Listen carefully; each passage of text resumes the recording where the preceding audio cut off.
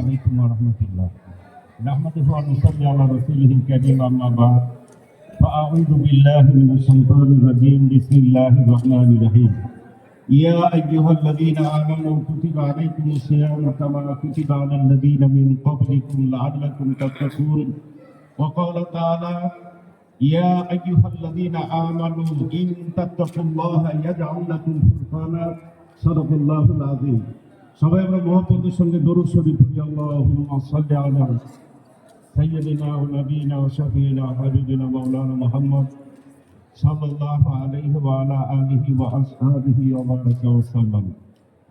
দেশ ইসলাম মানবতার কল্যাণে অবিরাম সংগ্রামী কাফেলা, শান্তিকামী মুক্তিকামী মানুষের আস্থার ঠিকানা, এদেশের কৃষক শ্রমিক মজদুর মেহনতি মানুষের অত্যন্ত সুপরিচিত এবং পরিচিত ইসলামী আন্দোলন বাংলাদেশ ত্রিশাল উপজেলা শাখা কর্তৃক আয়োজিত ৩৮তম প্রতিষ্ঠা বার্ষিকী উপলক্ষে আজকের আলোচনা সভা ও ইফতার মাহফিলের সংগ্রামী সভাপতি, উপস্থিত আমাদের দ্বীনি সংগঠনের জেলা দায়িত্বশীল বৃন্দ, ইসলামী আন্দোলন বাংলাদেশ ময়মনসিংহ মহানগর উত্তর এবং সহযোগী সকল সংগঠনের দায়িত্বশীল বায়ু বন্ধুগণ, ইসলামী আন্দোলন বাংলাদেশ ত্রিশাল উপজেলা শাখার আজকের এই ইফতার মাহফিলে উপস্থিত হয়েছেন।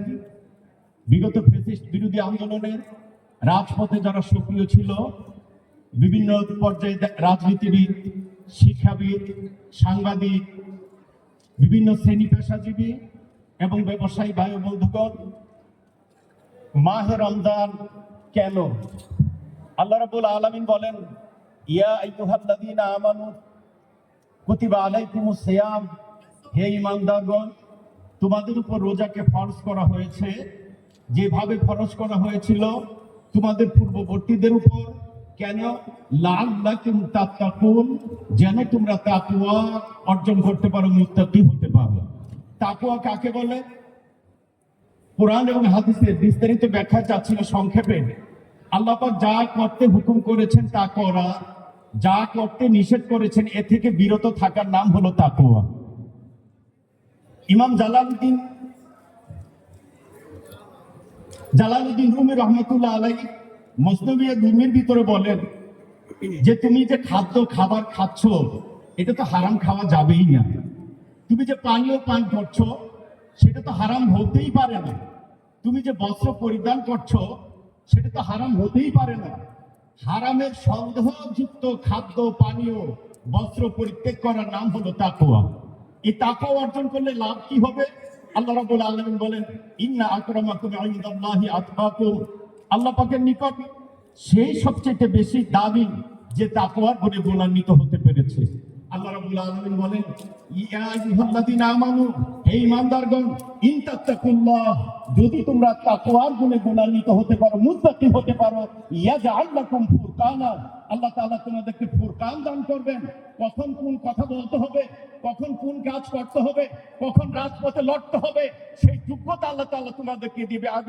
অতএব আসুন মাহে রমজানের এই শিক্ষাকে গ্রহণ করে আগামী দিন বাংলাদেশকে দুর্নীতি, দুঃশাসন, সন্ত্রাস ও মাদক মুক্ত একটি আদর্শ কল্যাণ রাষ্ট্র প্রতিষ্ঠায় ঐক্যবদ্ধ আন্দোলন।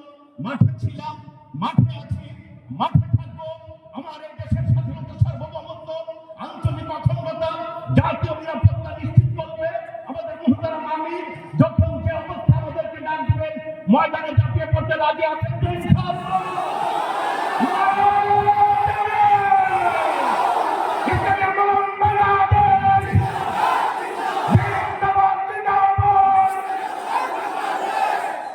আজকে যারা অংশগ্রহণ করলেন আপনাদের সবাইকে আন্তরিক মোবারকবাদ।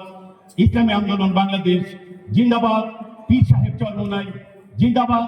আবার আপনাদের সবাইকে আন্তরিক মোবারকবাদ। সবাই দরুদ শরীফ পড়ি আল্লাহুম্মা সাল্লি আলা